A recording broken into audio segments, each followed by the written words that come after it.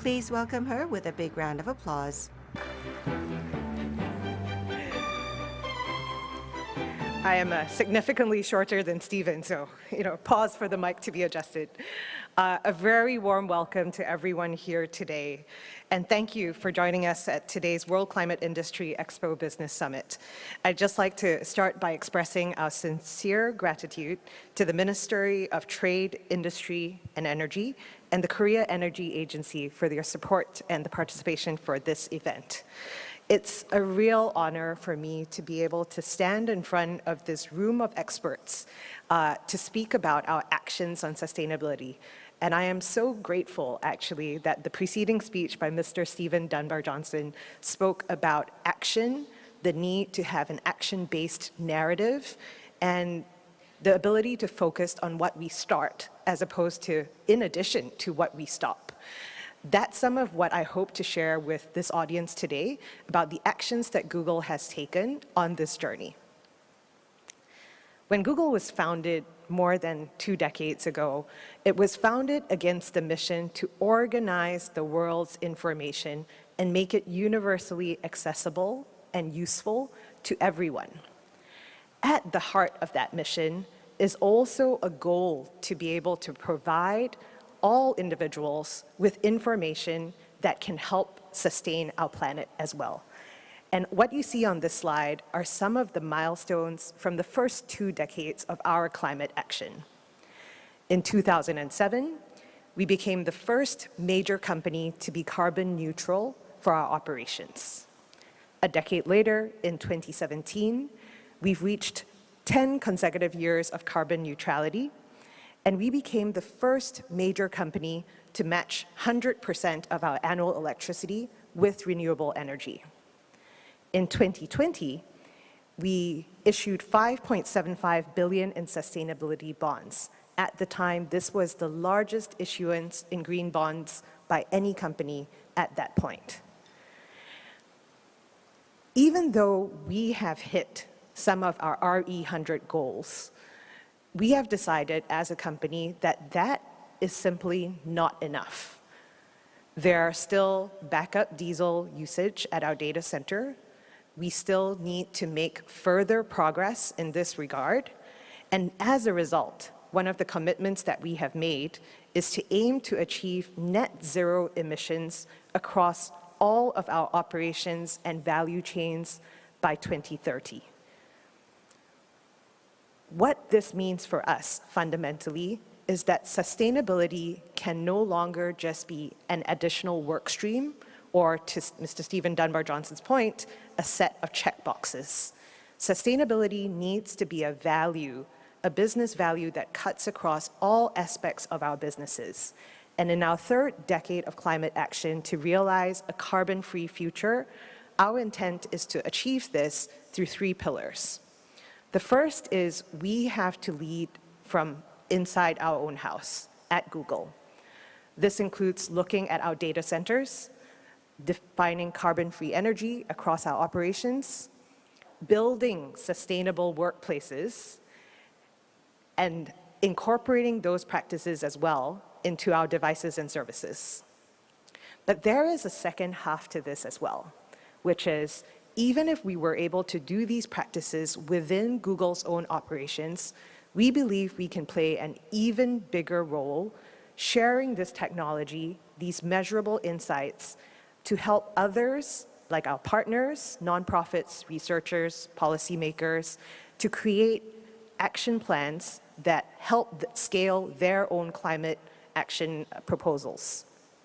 Further, with products that touch billions of users, we believe that we can also share actionable solutions for each of those individuals to be able to make sustainable choices each and every day.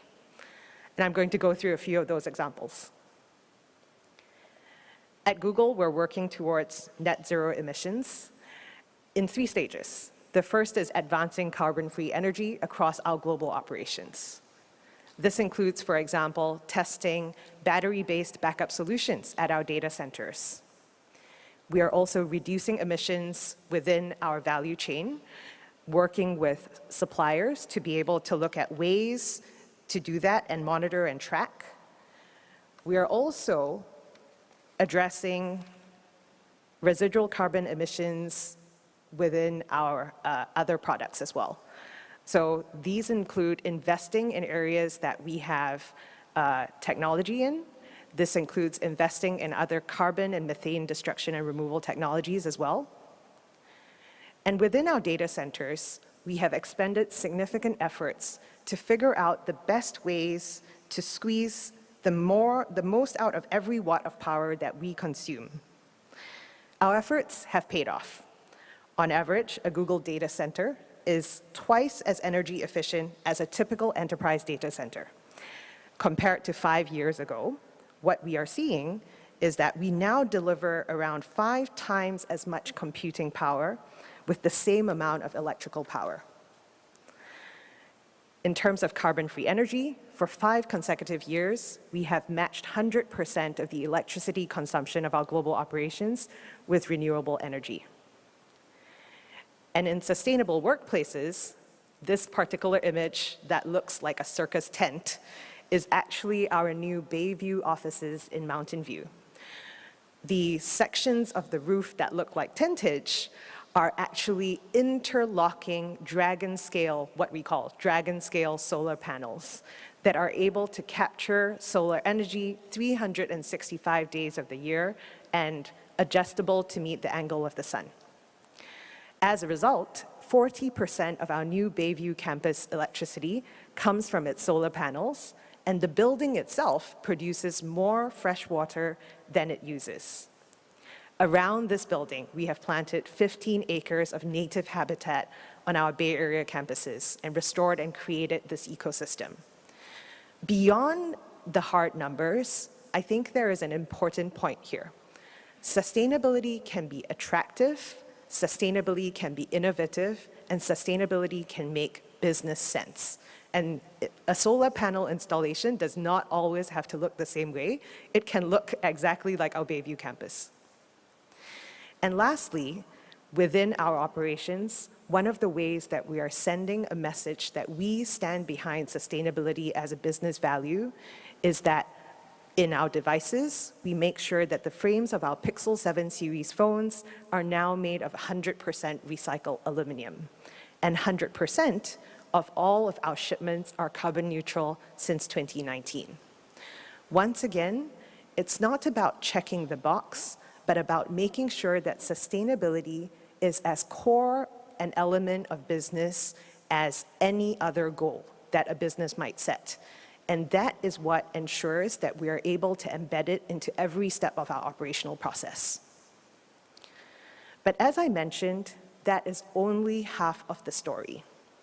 We believe that as a technology company, we have the ability to share and scale the approaches that we take to an even wider audience that can help them to develop localized climate action plans that make sense.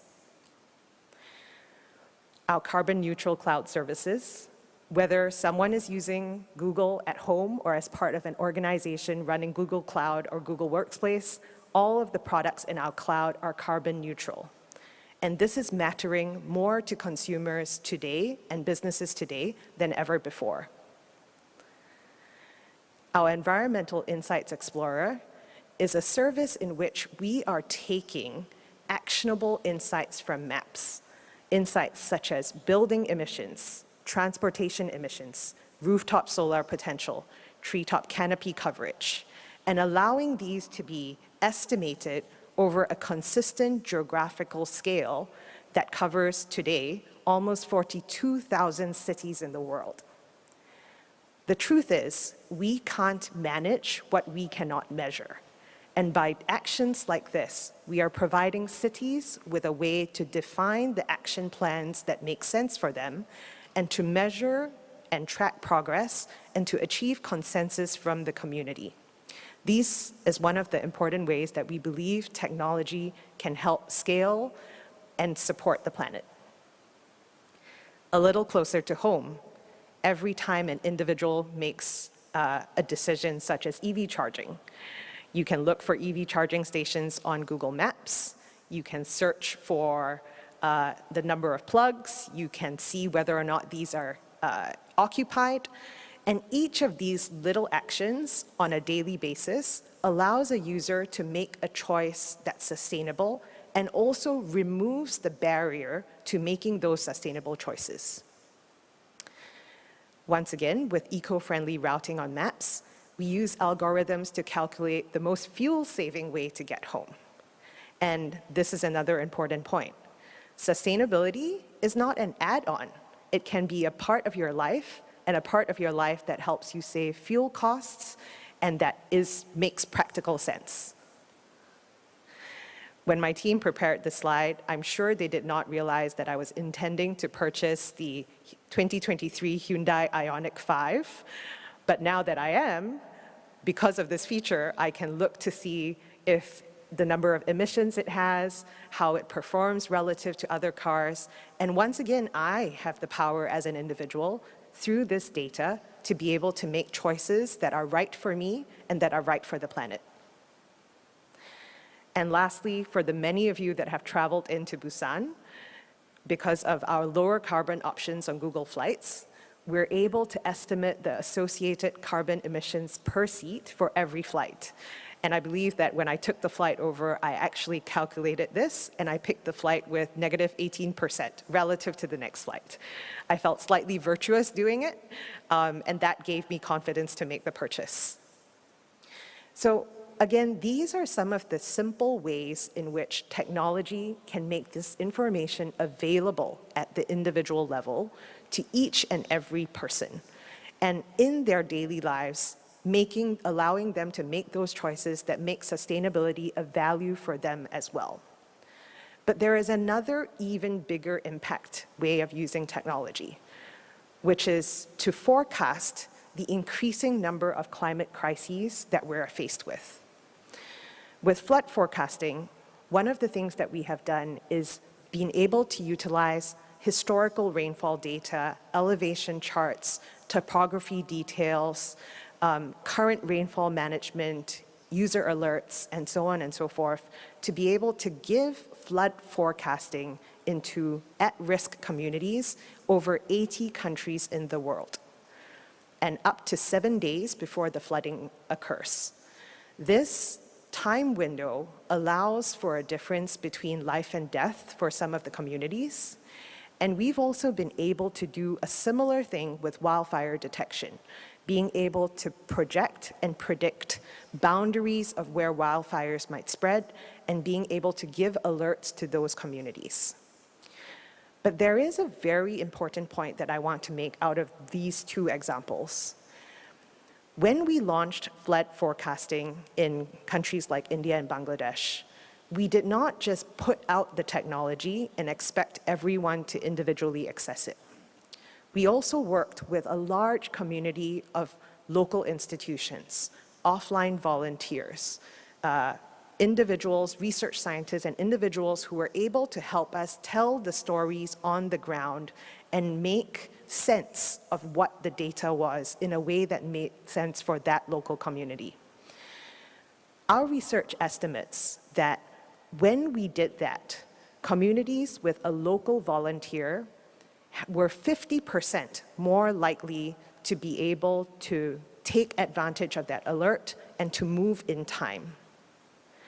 And I think that's a very important message for this group today, which is there is technological solutions that the private sector can develop, but we need partnership, we need collaboration, and we need local communities to be able to partner and work with us to be able to really deliver all of these to the maximum effect for the individual population. Basically, our planet is saying to us, it's still not enough. We need to try harder, and we need to do this all together.